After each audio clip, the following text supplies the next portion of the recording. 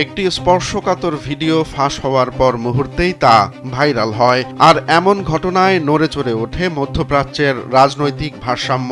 কেউ এমন ঘটনায় আতঙ্কিত হয়েছেন, কেউ দুঃখ প্রকাশ করেছেন, আবার কেউ পাল্টা গর্জনও দিয়েছেন। কিন্তু কেউই ভিডিওর সেই মানুষটির সঙ্গে হওয়া অবিচার নিয়ে যেন কোনো কথাই বলছেন না।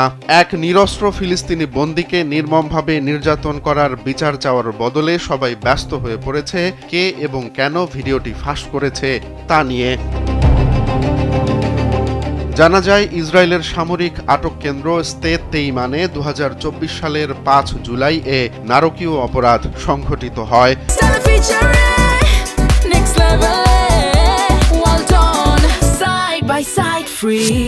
সম্প্রতি সেই ভয়াবহ ঘটনার ফুটেজ ফাঁস করেন দেশটির শীর্ষ সামরিক আইনজীবী মেজর জেনারেল ইফাত টেমর ইয়েরুশালমি। ভিডিওটিতে দেখা যায় কয়েকজন ইসরায়েলি সেনা মিলে একজন ফিলিস্তিনি বন্দীকে নির্মমভাবে ধর্ষণ করছে। পরে ছিন্ন ভিন্ন অন্ত্র, ফুসফুসে আঘাত ও একাধিক পাঁজরের হাড় ভাঙার কারণে তাকে হাসপাতালে ভর্তি করা হয়।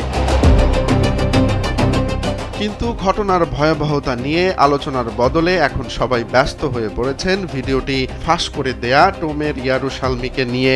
ইসরায়েলের প্রধানমন্ত্রী বেনিয়ামিন নেতানিয়াহু এই ভিডিও ফাঁসের ঘটনাকে বলছেন ইসরায়েলের ইতিহাসে সবচেয়ে ভয়াবহ জনসংযোগ আক্রমণ। তার সমর্থকরা টেমরকে ব্যক্তিগতভাবে আক্রমণ করছে, তাকে দেশদ্রোহী বলছে।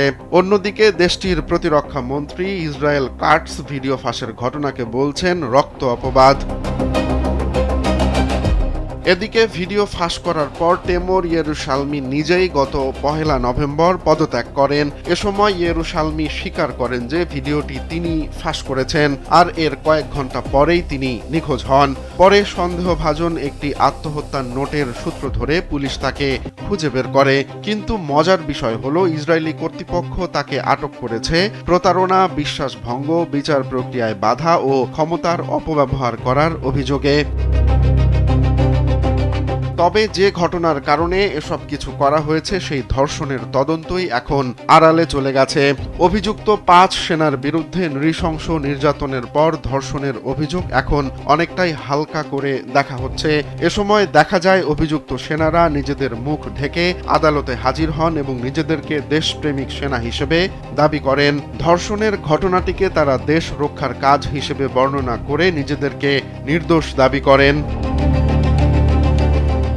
এদিকে এই ঘটনার পর সাংবাদিক অর্লি নয় মন্তব্য করেন, এখানে কেউ ধর্ষণের অপরাধের কথা বলছে না। এখন যেন আলোচনার মূল বিষয় হয়ে গেছে কে ভিডিওটি ফাঁস করেছে, কেন করেছে, আর তথাকথিত ডিপ স্টেট ষড়যন্ত্র তো আছেই। রাজনৈতিক দ্বন্দ্ব, ক্ষমতার লড়াই আর বিচার বিভাগের সঙ্গে নেতানিয়াহুর পুরনো সংঘাত সব মিলিয়ে এখন এই ঘটনাটি ভিন্ন খাতে প্রবাহিত করার চেষ্টা চলছে। রোমান্স তালুকদার, কালবেলা।